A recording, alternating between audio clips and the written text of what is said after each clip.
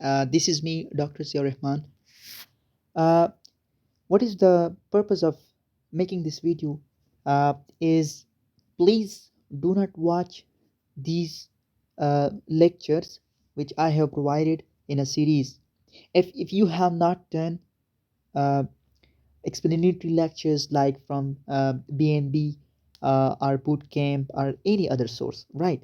And one more thing is if you have not given any one or second rate to the first aid, because this is just in it for those guys who are saying that we cannot do fast revision.